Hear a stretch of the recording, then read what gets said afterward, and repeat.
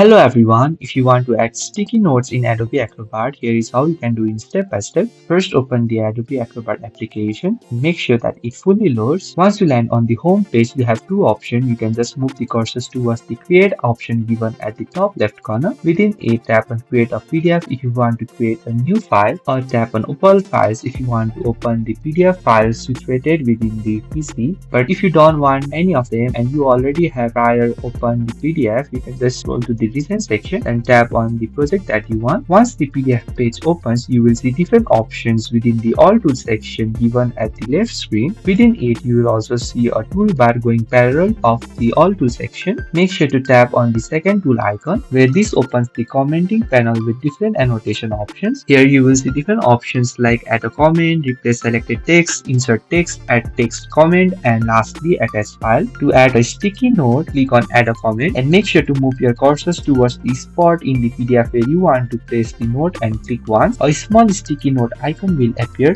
as well as a text box will open. Make sure to type your message or note in the box. Once you are done, you can just simply tap on the post button given within it and your note will stay on the page and anyone viewing the PDF can click on the icon to read it. You can also explore the other comment options. If you tap on replace selected text, it will let you suggest changes to existing text, but if you tap on insert text, it allows you to suggest editing new text. And the next one is add text comment, which helps you to replace a free text box on the page. And lastly, attach file, that let you attach a file to a specific spot in the PDF. And the great thing is adding sticky notes is available in both Adobe Acrobat Reader Free and Acrobat Pro, so you don't need a subscription for it. And that's it. That's how you can add sticky notes and use comments effectively in Adobe Acrobat. So if you find this video helpful, please do not forget to like and subscribe to the channel. Thank you for watching and I will see you in the next video.